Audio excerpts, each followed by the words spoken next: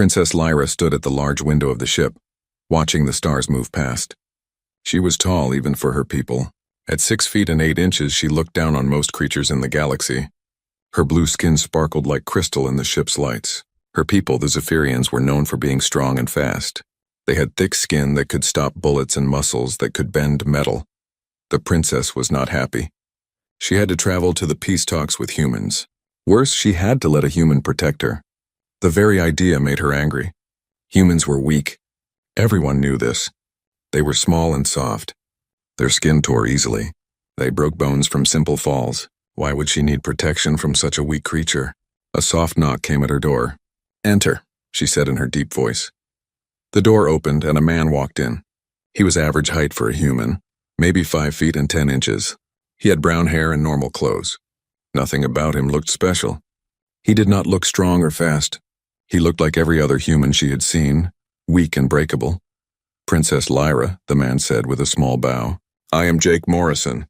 I will be your bodyguard during this trip." Lyra looked him up and down. She could not believe what she was seeing. You are supposed to protect me?" Jake nodded. "Yes, Your Highness. I have been trained for this job." Lyra almost laughed. This human looked like he could barely protect himself. Her own guards were twice his size and 3 times as strong. They had natural armor and could fight 10 enemies at once. This human looked like he would fall over in a strong wind, I see, she said slowly. "And what makes you think you can protect someone like me?" Jake's face did not change. "I have been doing this job for 5 years. I know how to keep people safe." The princess walked around him, looking at his thin arms and normal build. "Have you ever fought a Zephyrian warrior?" "No, Your Highness." "Have you ever fought anyone stronger than a human?" "I have fought many different aliens, yes." Lyra stopped in front of him. "Show me your strength." Jake looked confused. "I am sorry." "Show me how strong you are. Lift something heavy. Break something. Prove you are not as weak as you look." Jake looked around the room. He walked to a metal chair and picked it up with both hands. He lifted it over his head and held it there for a few seconds. Then he put it down gently. Lyra was not impressed. She walked to the same chair and picked it up with one hand. She held it out to the side like it weighed nothing. Then she squeezed the metal arm. The thick steel bent like soft clay in her grip. She set the chair down with a loud clang. "That is strength," she said. "What you did was normal." Jake nodded. "You are very strong, Your Highness." "And you are very weak," she replied. "I do not understand why my father thinks I need a human bodyguard. You could not protect me from a child of my people." Captain Roy Bennett's voice came over the ship's speaker. "All passengers, we will be entering the neutral zone in 1 hour. Please prepare for possible inspection by patrol ships." Lyra looked at Jake. "Have you ever been in a real fight? Not training. A real fight where people wanted to kill you?" "Many times," Jake said calmly. "And you won these fights?" "I am still alive." The princess shook her head. "Luck, that is all. Or you had better weapons. Or more people helping you. There is no way a human could win a fair fight against a real warrior." Over the next few hours, Lyra tested Jake in small ways. She asked him to open a sealed container that required great strength. He did it, but with effort and time. She could have done it in seconds. She dropped her communication device and watched him try to catch it. He was fast for a human, but she could move 3 times quicker. At dinner, she watched him eat. Humans needed to eat often and could not go long without water. Her people could go days without food if needed. They were built for war and survival. Humans were built for nothing special. "Tell me about your training," she said as they ate. Jake put down his fork. "I trained in combat, weapons, protection methods, and alien cultures. The training took 3 years. 3 years to learn what my people learn in 3 months, Lyra said. And I bet you barely passed. I finished in the top of my class, the top of a human class. That means nothing." She leaned back in her chair. "I could train for 3 days and be better than you." Jake did not argue. He just kept eating. Later that night, alarms began to ring throughout the ship. Captain Bennett's voice filled the halls. "All hands to battle stations. Unknown ship approaching. Prepare for possible boarding." Lyra rushed to the command center with Jake close behind. On the main screen, they could see a small ship moving toward them. It had weapons but was much smaller than their diplomatic vessel. "Pirates," Captain Bennett said. "They think we are an easy target. Can we outrun them?" asked Ambassador Lisa Grant. "No, they are faster than us. The pirate ship moved closer. Warning shots fired across their path. Captain Bennett had no choice but to stop the ship. "This is Captain Vex of the Red Star," came a voice over the radio. "Prepare to be boarded. Do not resist and you will not be hurt." Lyra watched as Jake moved to the weapons storage. He took out a small human pistol and checked it carefully. His hands were steady, but she could see sweat on his face. He was scared. Of course he was scared. He was about to face real pirates with just a small gun. "Stay close to me," Jake told her quietly. "I think you should stay close to me," Lyra replied. She was not scared. These were just pirates, not real warriors. The boarding tube connected to their ship with a loud clang. Heavy footsteps could be heard as armed pirates entered their vessel. Jake moved Lyra behind a control panel and aimed his weapon at the door. 3 pirates entered the command center. They were big, ugly creatures with thick armor and large guns. They looked around and smiled when they saw the humans and one Zephyrian. "Look what we have here," the lead pirate said. "A pretty blue princess and some weak humans." "This will be easy money." Jake fired his weapon. The shot hit the first pirate in the shoulder, spinning him around. The other pirates fired back, forcing Jake and Lyra to take cover. For the next 10 minutes, Jake held them off. He moved carefully from cover to cover, taking shots when he could. He hit 2 more pirates but did not kill any of them. Lyra watched him work. He was calm and smart about his moves. He used the ship's layout to his advantage. But he was still just one human with a small gun against many enemies. Finally, the pirates gave up and returned to their ship. They had not expected this much fight from a diplomatic vessel. As their ship moved away, Jake put down his weapon and checked on everyone. "Is anyone hurt?" he asked. "No," Captain Bennett replied. "Good work, Morrison." Lyra looked at Jake with new eyes. He had fought well for a human, but she knew the only reason they won was because of their ship's strong walls and the pirates' light weapons. In a fair fight, Jake would have lost quickly. "You did well," she told him. "For a human," Jake nodded. "Thank you, Your Highness." But Lyra still believed humans were the weakest species in the galaxy. Jake had proven he was brave and smart, but brave and smart could not make up for being weak and slow. She wondered what would happen when they faced real enemies. Enemies who would not give up so easily. She did not know that everything she believed about humans was wrong. She did not know that Jake was holding back his true abilities. She did not know that the quiet, normal-looking man beside her was far more dangerous than any Zephyrian warrior. She would learn the truth soon enough. 2 days after the pirate attack, Princess Lyra felt safe again. The ship was moving through space toward the peace talks. Jake followed her everywhere, but she barely noticed him anymore. He was quiet and stayed in the background. Sometimes she forgot he was even there. "Your bodyguard is very quiet," said Zara, Lyra's personal aide. Zara was a young Zephyrian with green skin and bright eyes. "He knows his place," Lyra replied. "Humans understand they are not as important as other species." They were in Lyra's room, planning for the peace talks. The princess had to give a speech about working together with humans. She did not like the idea, but her father, the king, had ordered it. "Do you really think peace with humans is a good idea?" Zara asked. Lyra thought about it. "Humans are weak, but they are not stupid. They have good technology and many ships. It is better to have them as friends than enemies. Even weak friends can be useful." A soft alarm rang through the ship. Captain Bennett's voice came over the speaker. "This is a drill. All crew to emergency positions." "This is only a drill." Lyra did not move. She had heard many drills before. But Jake appeared in her doorway quickly. His face looked worried. "Your Highness, we should move to the safe room during the drill," he said. "It is just a drill," Lyra replied. "I am not moving for practice." Jake looked uncomfortable. "I think it would be better if we followed safety rules." Lyra waved her hand. "Go away, human." "I am busy." Jake hesitated, then left. But Lyra noticed he did not go far. She could see him in the hallway, talking quietly into his communication device. 30 minutes later, the drill ended. Everything went back to normal. Lyra continued her work and forgot about Jake's strange behavior. That night, Lyra was sleeping when loud explosions woke her up. The ship shook hard, throwing her from her bed. Emergency lights flashed red and alarms rang everywhere. Jake burst into her room without knocking. "We need to go now," he shouted over the noise. "What is happening?" Lyra asked as she got dressed quickly. "We are under attack. Real attack this time." They ran into the hallway. Other passengers were running and screaming. Captain Bennett's voice came over the speakers, but the words were hard to understand because of static. "Who is attacking us?" Lyra asked as they moved toward the safe room. "I do not know yet," Jake replied. He had his weapon out and was looking around every corner carefully. They reached the safe room, but it was empty. No other passengers were there. Jake tried to call Captain Bennett, but no one answered his communication device. "Something is wrong," Jake said. "The safe room should have people in it." Loud footsteps came from the hallway. Many heavy boots walking in formation. These were not passengers running in panic. These were soldiers moving with purpose. Jake pushed Lyra behind a thick table and aimed his weapon at the door. "Stay down and stay quiet," he whispered. 6 large figures entered the safe room. They wore black armor and carried big weapons. But when Lyra saw their faces, her blood turned cold. These were not pirates or common criminals. These were Zephyrian military soldiers. The leader removed his helmet. Lyra recognized him immediately. Commander Vextor, her uncle's most trusted general. He was a huge man, even for a Zephyrian.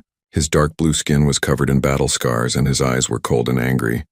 "Hello, Princess," Vextor said with a cruel smile. "You should not be here." "Uncle Vextor." Lyra stood up, confused. "What are you doing? Why are you attacking the ship?" "I am saving our people from your father's foolish peace," Vextor replied. "Humans are a disease that will weaken us. They must be stopped." Jake kept his weapon pointed at the soldiers. "Princess, get behind me," he said quietly. Vextor laughed when he saw Jake. "And what is this little human going to do? Shoot us with his toy gun?" "I am her bodyguard," Jake said.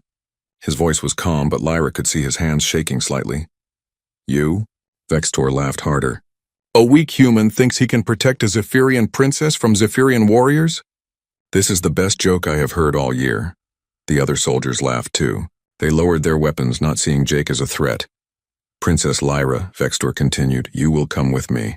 We will tell everyone that humans attacked this ship and killed you. This will end the peace talks and start a war. Our people will destroy the weak humans and take their territory."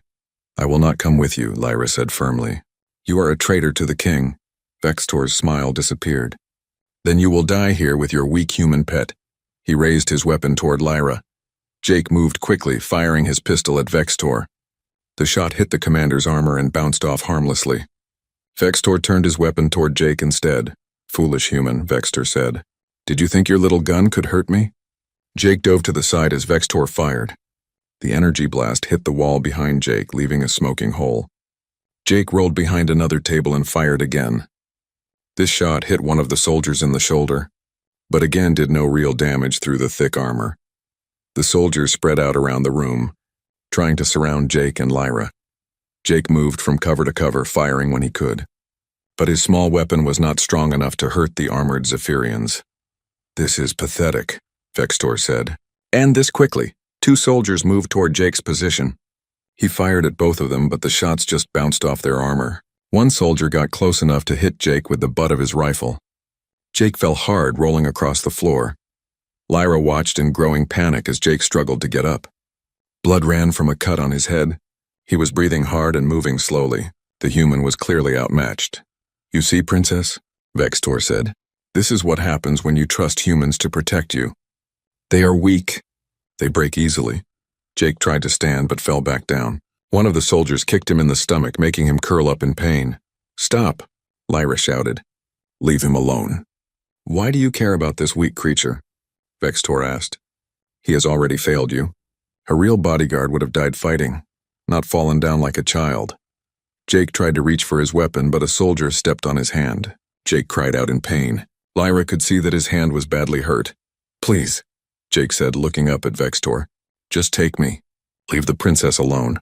Vextor kicked Jake in the face. "Quiet, human.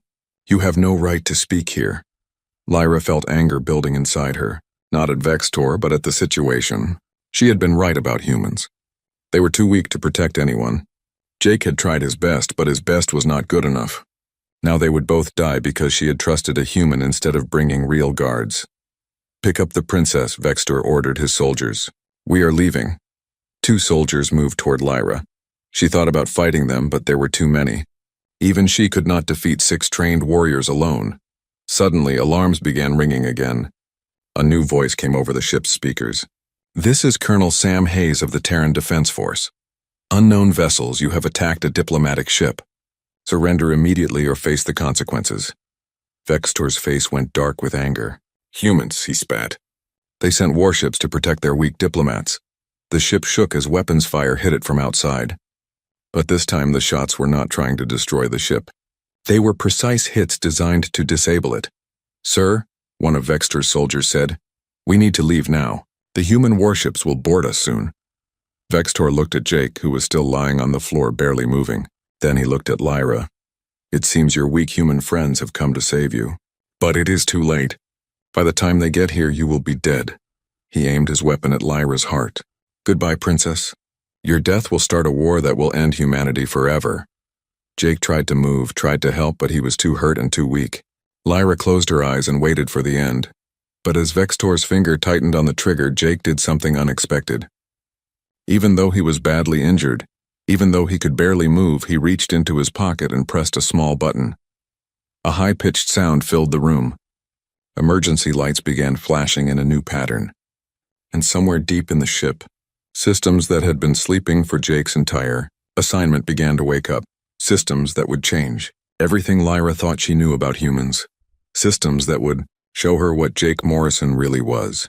But for now, all she knew was that her weak human bodyguard had failed to protect her, and she was about to die because she had trusted the weakest species in the galaxy to keep her safe. The high-pitched sound that Jake had made filled the room for only a few seconds. Then it stopped. Vextor looked confused but kept his weapon aimed at Princess Lyra. What was that noise, human? Vextor demanded. Jake was lying on the floor, blood running from his head. He looked up at Vextor with pain in his eyes. Emergency signal, he said weakly. Help is coming, Vextor laughed. Your human friends cannot save you now. They are too far away. But before Vextor could pull the trigger, new alarms began ringing. These were different from the attack alarms. These were medical emergency signals. Sir, one of Vextor's soldiers said, we should leave now. Something is wrong. Nothing is wrong, Vextor replied. We finish this now. The door to the safe room opened and Dr. Helen Cross ran in. She was a small human woman with gray hair and kind eyes. She carried a medical bag and looked very worried. I heard the emergency medical signal, she said quickly. Then she saw the Zephyrian soldiers with their weapons. Oh no, perfect, Vextor said. Another weak human to kill. But Dr. Cross was not looking at Vextor. She was looking at Jake lying on the floor. Her face went very pale when she saw his condition. You need to let me help him, she said to Vextor. He is badly hurt. He will be dead soon anyway, Vextor replied.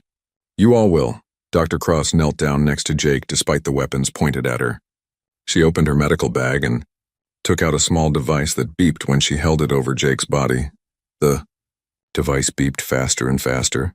Dr. Cross looked at the readings and her eyes went wide with shock.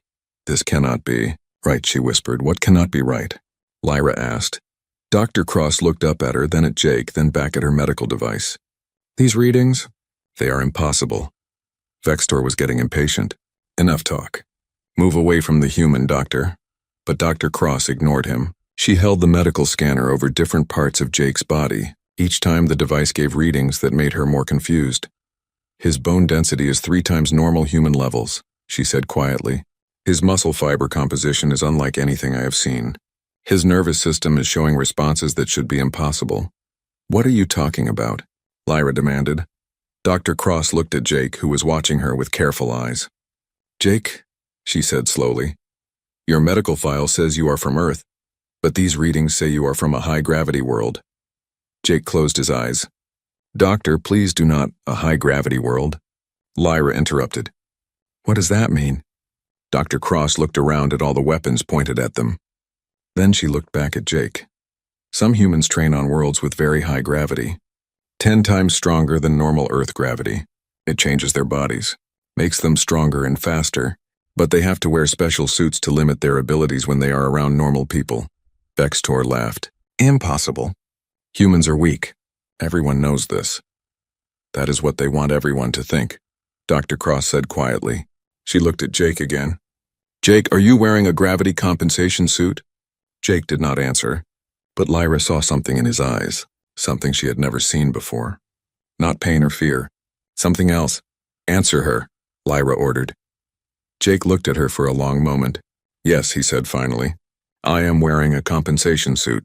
What does that mean? Vextor demanded. Dr. Cross stood up slowly. It means Jake has been making himself weaker this whole time.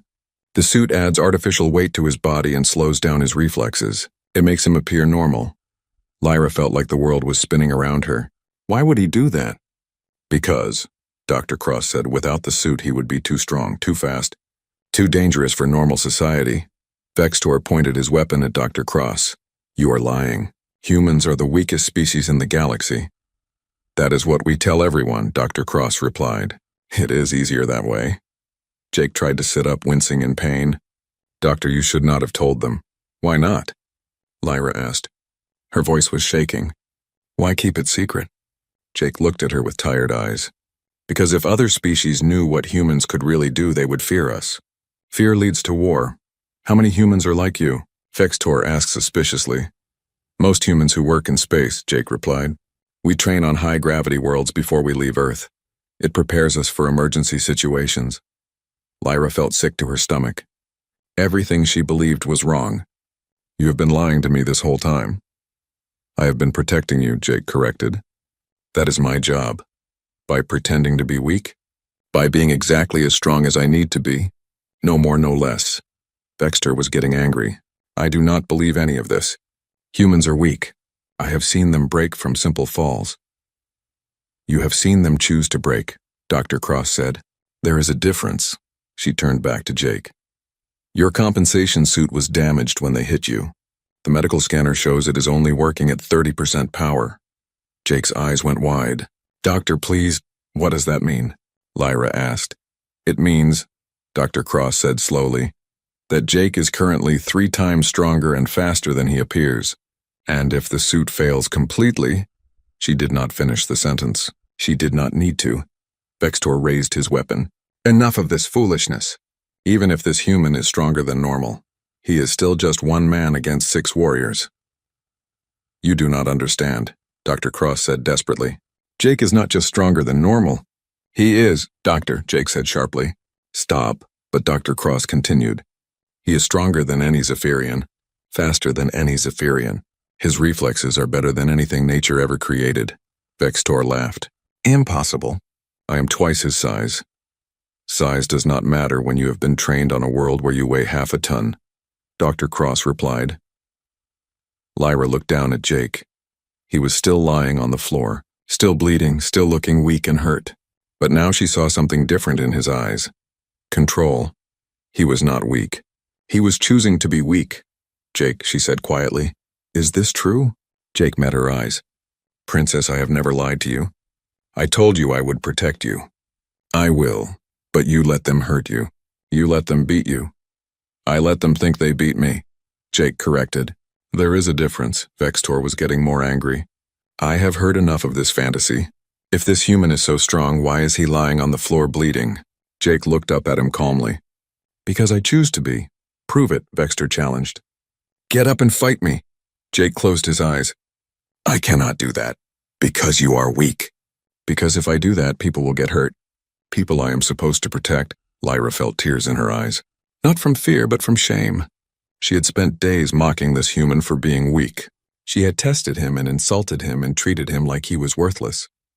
And all the time he had been holding back power that could have crushed her without effort. Jake, she whispered. I am sorry. Jake looked at her with surprise. You have nothing to be sorry for, Princess. Yes, I do. I called you weak. I said humans were worthless. I treated you like you were nothing. You treated me exactly as I wanted you to, Jake replied. If you had known the truth, you would have been afraid of me. I do not want people to be afraid. Vextor fired his weapon into the ceiling. Enough talk. Human, get up and fight me or I will kill the princess. Jake looked at Vextor, then at Lyra, then at Dr. Cross. Something changed in his face. The pain was still there, but behind it was something else.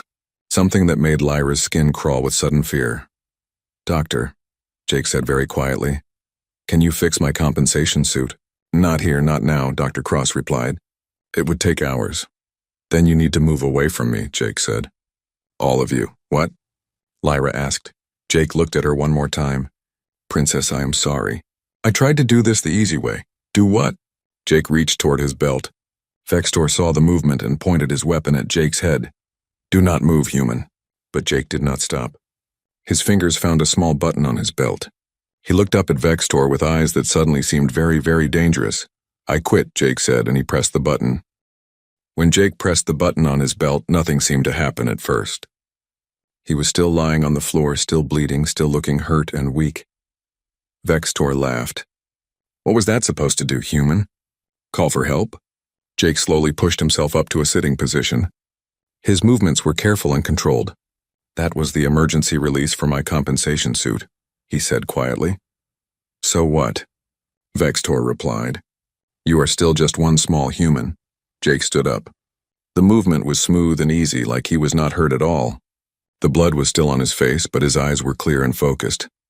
"Princess," Jake said without looking away from Vextor, "you asked me once to show you my strength." Lyra backed away from him. Something about Jake had changed. He looked the same, but he felt different. Dangerous. "I told you that you would not like what you saw." Jake continued. "I was trying to protect you from this." Vextor raised his weapon. "Enough talk. I will end this now." He fired his energy weapon at Jake's chest. The blast was powerful enough to kill any normal person instantly. Jake moved. Lyra's eyes could barely follow what happened. One moment Jake was standing still, the next moment he was 3 feet to the left. The energy blast hit the wall behind where he had been standing. "How did you?" Vextor started to say. Jake moved again. This time he was behind one of the other soldiers. Before the soldier could turn around, Jake hit him once in the back of the neck. The soldier fell down and did not get up. The other soldiers tried to aim their weapons, but Jake was already moving again. He flowed around the room like water, always one step ahead of their weapons. His movements were smooth and perfect like a dance. Another soldier fired at Jake. Jake caught the energy blast with his bare hand. Everyone in the room stopped moving. Even Vextor stared in shock. Jake held the ball of energy in his palm for a moment, then threw it back at the soldier who had fired it. The blast hit the soldier's weapon, destroying it completely. "That is impossible," Vextor whispered. "No," Jake said calmly. "That is physics. When you train in 10 times normal gravity, your body learns to move very quickly. Your reflexes become fast enough to see energy weapons fire and avoid them." He moved toward another soldier. The soldier tried to hit Jake with the butt of his rifle. Jake caught the weapon in mid-swing and bent the metal barrel into a knot with his bare hands. "Your weapons are designed to fight normal humans," Jake explained as he gently pushed the soldier away. The soldier stumbled backward and fell down. "They are not designed to fight humans like me." Vextor fired his weapon again and again. Each time Jake was not where the blast went. He moved around the room, avoiding every shot without seeming to try very hard. "Stand still and fight me," Vextor roared. "I am fighting you," Jake replied. "I am just not trying to hurt you." Princess Lyra watched in amazement as Jake moved between the 6 Zephyrian soldiers like they were standing still. Every time one of them tried to hit him, he was somewhere else. Every time they fired their weapons, he avoided the blasts easily. But Jake was not just avoiding them. He was slowly, carefully making them unable to fight. He bent their weapons, pushed them down, or hit them in places that made them fall asleep. He never hit them hard enough to really hurt them. "Why are you not killing them?" Lyra asked. Jake paused in his movement to look at her. "Because they are not evil. They are just following orders from someone they trust. They do not deserve to die for that." In that moment of distraction, Vextor managed to get close to Jake. The commander was huge and strong, even for a Zephyrian. He grabbed Jake around the waist and tried to crush him. "Got you, human," Vextor said with a cruel smile. Jake looked down at the massive arms wrapped around him. Then he placed his hands on Vextor's wrists and gently pulled them apart. The commander's grip, which could crush steel, opened like it was nothing. "Commander Vextor," Jake said politely, "please let go of me."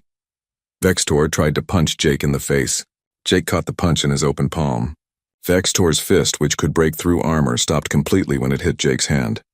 "I do not want to hurt you," Jake said. "But you are making this very difficult." Vextor pulled out a knife and tried to stab Jake. Jake caught his wrist and squeezed gently. The knife fell from Vextor's hand as his fingers went numb. "How are you so strong?" Vextor demanded. "I told you," Jake replied. "High gravity training. When you weigh half a ton every day for 3 years, normal gravity makes you very light and very fast." Jake spun Vextor around and held him in a position where the commander could not move. It looked effortless. Your people are naturally strong, Jake continued, but my people become strong through training. We push our bodies beyond what nature intended. Dr. Cross was checking on the soldiers Jake had defeated. They are all alive, she called out. Just unconscious or stunned. Of course they are, Jake replied. I told you I do not want to hurt anyone. Lyra walked closer to Jake, staring at him in wonder. All this time you could have done this? Yes. When the pirates attacked, you could have stopped them in seconds? Yes. When I tested your strength, you were holding back. Yes. When I called you weak, when I said humans were worthless, you could have shown me I was wrong? Jake looked at her with sad eyes. Yes, but if I had done that, you would have been afraid of me. Everyone is afraid when they learn what humans can really do. Are all humans like you? Most of the humans who work in space, yes. We have to be ready for emergencies. Lyra thought about all the times she had seen humans in her life. All the times she thought they looked weak and fragile. How many people know about this? The human government knows. Some alien governments know, but most regular people do not. We think it is better that way. Why? Jake adjusted his hold on Vextor, keeping the commander immobilized without hurting him. Because if everyone knew how strong humans could be, they would see us as a threat. They would fear us instead of working with us. Fear leads to war. So you pretend to be weak? We choose to appear normal. We use our strength only when we have to protect people. Vextor struggled in Jake's grip but could not move. This changes nothing. Humans are still a disease that will weaken the galaxy. No, Jake said quietly. Humans are people who choose to be gentle when they could choose to be violent. That is not weakness. That is wisdom. Lyra looked around the room at the defeated soldiers. Jake had stopped 6 trained Zephyrian warriors without seriously hurting any of them. He could have killed them all in seconds, but he chose not to. Jake, she said slowly, I owe you an apology. No, you do not. Yes, I do. I spent days insulting you and your people. I called you weak and worthless. I was completely wrong. Jake smiled at her. Princess, you believed what you were supposed to believe. That was the point. But now I know the truth. Now you know one truth. The real truth is that strength is not about how much you can lift or how fast you can move. Strength is about choosing to protect people instead of hurting them. Captain Bennett's voice came over the ship's speakers. All clear. Boarding teams have secured the ship. Medical teams to all sections. Dr. Cross looked at Jake. You should put your compensation suit back on. The other humans who board this ship will not know you have been authorized to remove it. Jake nodded and pressed the button on his belt again. Immediately his movements became slower and more careful. He gently released Vextor, who fell to his knees. What did you do to me? Vextor demanded. Nothing permanent, Jake replied, his voice slightly strained now. You will be fine in a few hours. Human soldiers entered the room, led by a tall man with colonel's rank on his uniform. Jake Morrison, the colonel said. Report. Situation secure, Colonel Hayes, Jake replied. 6 prisoners, no serious injuries. Colonel Hayes looked around the room at the unconscious Zephyrian soldiers. You did this alone? The princess helped, Jake said, looking at Lyra. Lyra felt her face get warm. She had not helped at all. She had just watched in amazement. Jake, she said quietly. Thank you. Just doing my job, Your Highness. But Lyra knew it was more than that. Jake had not just protected her body. He had shown her that everything she thought she knew about humans was wrong. They were not weak. They were not worthless. They were the strongest people in the galaxy, and they chose to be gentle. That was not weakness. That was the most powerful thing she had ever seen. 3 days after the attack, Princess Lyra stood in front of a large room filled with diplomats from many different worlds. The peace talks were finally beginning. But everything had changed for her. She looked out at the crowd and saw humans sitting next to Zephyrians, both species trying to work together. Before the attack, she had thought this was foolish. Humans were too weak to be real partners. Now she knew the truth. Jake stood behind her, quiet and still as always. He was wearing his compensation suit again, making himself appear normal and harmless. But Lyra could not forget what she had seen. Under that calm, gentle appearance was more power than any creature in this room could imagine. Princess Lyra, the moderator called, you may begin your speech. Lyra walked to the speaking platform. She had prepared a speech about working with humans for trade and mutual benefit. Standard diplomatic words that meant little, but as she looked out at the crowd, she decided to say something different. 3 days ago, she began, I almost died.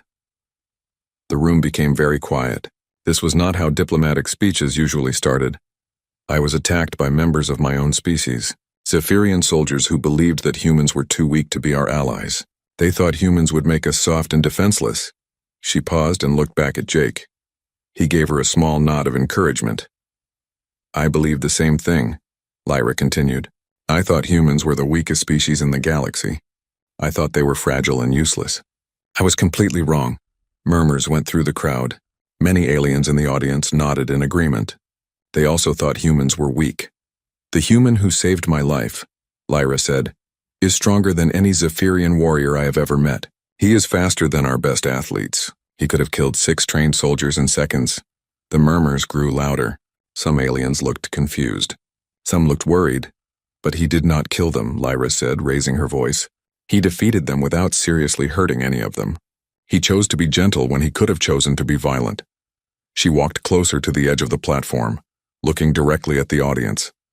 This is what I learned about humans. They are not weak. They choose to appear weak. They limit their own strength so that others will not fear them. They make themselves vulnerable so that we can feel safe. Ambassador Lisa Grant looked surprised. This was not what they had discussed for Lyra's speech. Why do they do this? Lyra asked the audience. Why would the strongest species in the galaxy pretend to be the weakest? She paused, letting the question hang in the air. Because they understand something that we do not. True strength is not about how much damage you can do. True strength is about how much damage you choose not to do. An alien diplomat from the Rigel system stood up. Princess, are you saying that humans have been lying to us about their capabilities? No, Lyra replied. I am saying they have been protecting us from their capabilities. There is a difference. Another alien, a tall creature with gray skin, raised his hand. If humans are so strong, why should we not fear them? Why should we not see them as a threat? Lyra looked back at Jake again. He was standing very still, his face calm and peaceful. No one looking at him would guess that he could tear apart this entire room if he wanted to. Because, Lyra said, in all the time humans have been part of the galactic community, when have they used their strength to conquer others?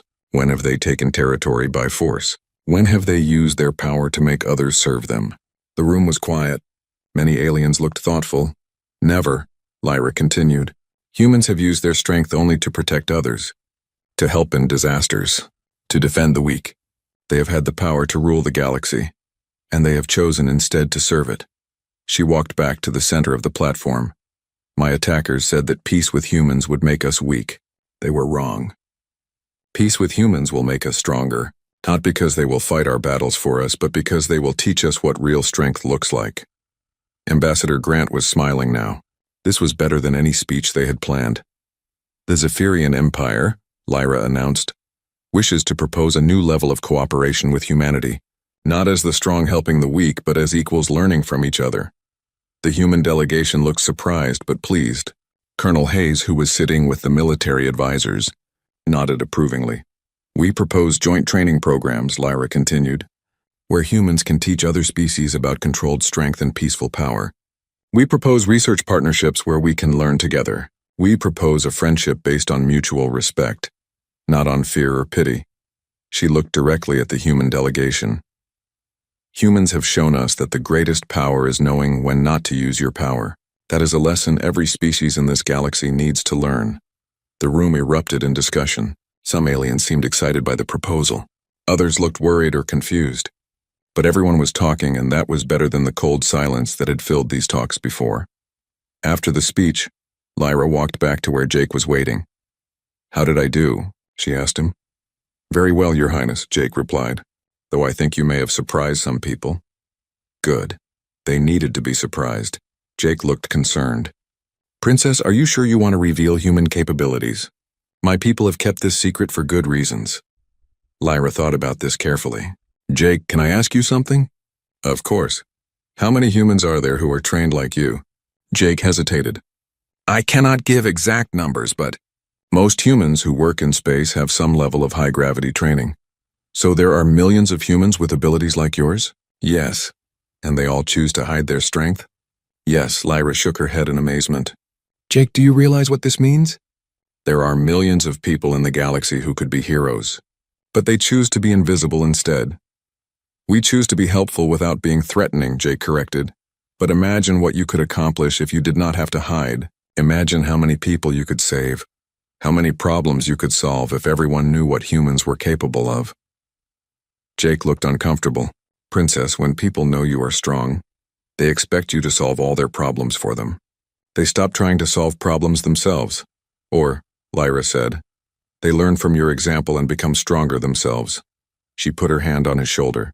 Jake, I spent my whole life thinking my people were the strongest in the galaxy. I was proud of our strength, but I never thought about how to use it wisely. You have shown me that real strength comes with real responsibility. Jake smiled. That sounds like something my training instructor used to say. Your instructor was wise. That evening, Lyra sat in her room writing a message to her father, the king. She told him about the attack, about Jake's rescue, and about what she had learned. She recommended that Zephyrian warriors begin training with human instructors, not to learn how to be stronger, but to learn how to be wise. Jake knocked on her door. Princess, may I come in? Of course. Jake entered and stood formally by the door. I wanted to thank you for what you said today. I should be thanking you. You saved my life. You did more than that, Jake said. You gave humans a chance to stop hiding. That is a gift my people have wanted for a long time, but we were too afraid to ask for it. Lyra stood up and walked to him. Jake, can I ask you one more question? Yes. Are you afraid? Now that people know what humans can really do. Jake thought about this for a moment. A little. Change is always scary, but I think it is time. Humans have been hiding long enough. What will happen now? I do not know. Maybe other species will want to learn from us. Maybe some will fear us. But at least now we can be honest about who we are. Lyra nodded. Honesty is better than lies, even when honesty is scary. Yes, Jake agreed. Though I think I will miss being underestimated. It made my job easier. Lyra laughed. I promise I will never underestimate humans again. And I promise, Jake said, that humans will never abuse the trust you have shown us today. As Jake left her room, Lyra looked out at the stars. Tomorrow the peace talks would continue, but they would be different now. Instead of the strong protecting the weak, they would be about the wise teaching the unwise. About different species learning from each other. She thought about Jake, wearing his compensation suit again, making himself appear normal so that others would feel comfortable around him. Soon he and others like him might not have to hide anymore. They could be themselves, strong and gentle, powerful and wise. That would be good for everyone. Because the galaxy needed heroes who chose to be humble. It needed strength that came with kindness. It needed humans who understood that the greatest power was knowing when not to use your power. Princess Lyra had learned that lesson from a quiet human bodyguard, who she had once thought was weak. Now she would spend the rest of her life teaching it to others. Because some truths were too important to keep secret, and some people were too valuable to stay hidden in the shadows. The age of humans pretending to be weak was ending. The age of humans teaching others to be strong was about to begin, and that would change everything.